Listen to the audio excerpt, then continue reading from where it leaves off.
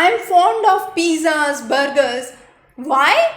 You suggest me not to go for it. Now, these are classified as junk food, and it is well identified through various studies and researches that junk food definitely affects your study habits. Now, the junk food is extremely high in trans fat, in saturated fat, and those negatively affect your learning, memory, retention, and it is also related to feelings of depression. So all these things work together.